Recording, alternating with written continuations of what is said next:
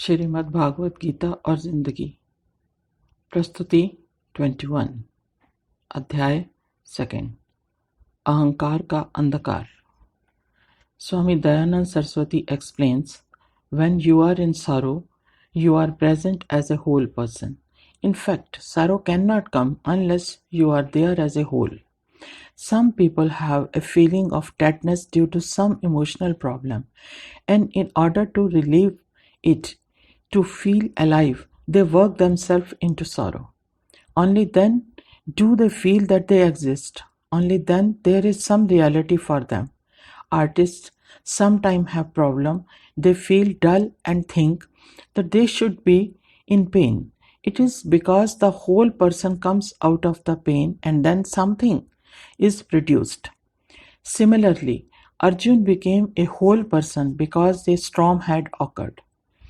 इधर अर्जुन और कृष्ण के बीच कुरुक्षेत्र में हो रहे वार्तालाप को ज्यों का त्यों संजय धृतराष्ट्र को सुना रहा था। वो जानता था कि यदि कृष्ण ने एक बार अर्जुन को धर्म का पालन करने का अर्थ समझा दिया तो निश्चित ही युद्ध होगा और विनाश भी होगा। संभावना तो कुछ भी हो सकती है। ऐसे में यदि कौरव पराजित हो गए तो धृतराष्ट्र द्वारा युद्ध का आह्वान करना व्यर्थ हो जाएगा और ऊपर से भयानक नरसंहार होगा। संजय का धृतराष्ट्र को बार बार समझाने का अर्थ यही था कि सम्राट किसी तरह इस युद्ध को रोक लें, पर ऐसा हुआ नहीं। पुत्र के प्रति प्रेम, अंधविश्वास और अहंकार के गहरे अंधकार ने धृतराष्ट्र के विवेक को भी अंधा कर रखा था। संजय चिंतित था। धृतराष्ट्र अंधविश्वासी, मोहग्रस्त, महत्वाकांक्षी पिता, जो चाहता था कि पुत्रों को वो सब मिले जो वे चाहते हैं, फिर वो चाहे जैसे मिले। संजय ने बताया कि अर्जुन ने जब पूरी तरह अपने को कृष्ण के चरणों में समर्पित कर उसे अपना शिष्य स्वीकार करने की प्रार्थना की और इस संकट की घड़ी में उचित राह दिखाने को कहा, तो कृष्ण के चेहरे पर बहुत ही शांत भाव के साथ एक मुस्कुराहट दिखाई दी। संजय ने धृतराष्ट्र को इस समय भारता कहकर संबोधित किया।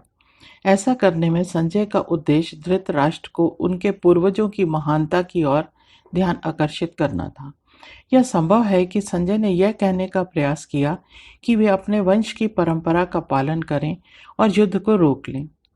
भारत शब्द का प्रयोग भागवत कथा में अर्जुन और उसके भाइयों के लिए किया गया है, क्योंकि ये सभी सम्राट भरत के वंशज थे।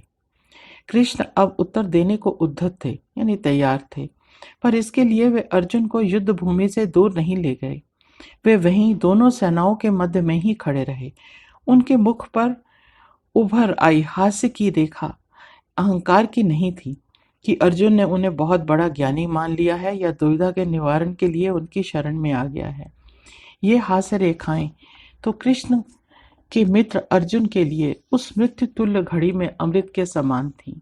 इसका तात्पर्य यह था कि अर्जुन ने जो कुछ भी कहा वो सब कृष्ण ने बहुत धैर्यपूर्वक सुना और समझा। ऐसे प्रयोग हमारे जीवन में भी बहुत लाभकारी सिद्ध होते हैं। जिस स्थान पर कृष्ण और अर्जुन खड़े थे, हम कह सकते हैं कि वह स्थान किसी भी तरह के उपदेश देने के लिए उचित नहीं कहा जा सकता। पर यहाँ ध्यान देने वाली बात यह है कि प्रार्थना किसने किस कारणवश की और उसका समाधान कौन कैसे करने जा रहा था। यह दो मित्रों के बीच की बात थी, या गुरु और शिष्य के बीच, या दो संबंधियों के बीच, या फिर भक्त और भगवान के बीच की बात थी। शरणागत होकर पूरी तरह से अपने को समर्पित करने के भाव निश्चित रूप से भक्त और भगवान के बीच के संबंधों की चरम सीमा है।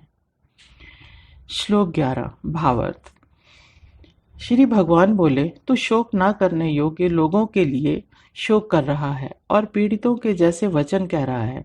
ज्ञानी जन जिनके प्राण चले गए हैं उनके लिए और जिनके प्राण नहीं गए हैं उनके लिए भी शोक नहीं करते। इस श्लोक का यदि हम शाब्दिक अर्थ लें तो कह सकते हैं कि अर्जुन की पूरी बात सुनने समझने के बाद श्री कृष्ण ने कहा कि हे अर्जुन, तुम उन सब के लिए दुखी हो रहे हो जिनके लिए दुखी होने की आवश्यकता ही नहीं है। साथ ही तुम ज्ञान की बातें भी कर रहे हो।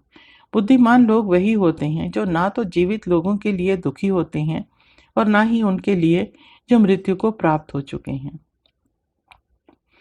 To quote Shankaracharya, now finding no means after then self-knowledge for the deliverance of Arjun, who was confounded as to his duty and was deeply plunged into the mighty ocean of grief, Lord Vasudeva, who wished to help his friend out of it, introduced him to self-knowledge in the above shloka. अब तक हमने जो गीता में पढ़ा और जाना वह गीता उपदेश की भूमिका थी। ज्ञान प्राप्त करना और अपने आप में एक बहुत बड़ा शब्द है और जिसकी गहराई यथा धरती पर उपलब्ध सभी सागरों की गहराई से भी अधिक है। यहाँ हम एक विषय की ओर उन्मुख हैं और यह भली भांति समझते हैं कि प्रस्तुत परिस्थितियां अहंकार, लालसा और ईर्ष्या, द्वेष आदि भावनाओं के कारण उत्पन्न हुई हैं। वैदिक धर्म के अनुसार मान्यता प्राप्त नीतियों का उल्लंघन कर कौरवों ने पांडवों की अवहेलना की और परिस्थितियों ने युद्ध का रूप धारण कर लिया। ऐसे में अर्जुन के हृदय में अपने परिजनों के लिए अनुराग उत्पन्न होने से उसका मन व्याकुल हो उठा। अर्जुन ने कृष्ण से कहा कि इस परिस्थिति में श्री कृष्ण उसे उचित और अनुचित का ज्ञान दें, क्योंकि अर्जुन की विचार शक्ति ने उसका साथ छोड़ दिया है और शरीर संज्ञा विहीन हो गया है। जब इच्छाएं बढ़ती हैं तो वो मनोमस्तिष्क पर छा जाती हैं। भौतिक सुख अहंकार का विषय बन जाता है और सुख सुविधाएं गर्व का विषय। तो ऐसे में विचारों से अच्छे बुरे का ज्ञान दूर हो जाता है। धर्म अधर्म की चिंता नहीं रहती। अहंकार अज्ञान का एक पर्दा है जिसका काम ही है विवेक को ढक लेना। अहंकारी पुरुष को दूसरों की चिंता तो दूर की बात है, अपने अंदर निहित ज्ञान और विवेक भी दिखाई नहीं देता। दुर्योधन के विचारों पर भी अहंकार और अविवेक और लालच का पर्दा पड़ा था और अपने स्वार्थ की पूर्ति के लिए वह युद्ध को तत्पर खड़ा था, पर दूसरी ओर धर्म की रक्षा के लिए, अपने बड़े भाई के अधिकारों की रक्षा के लिए अर्जुन अपने भाइयों सहित सेना का नेतृत्व कर रहा था।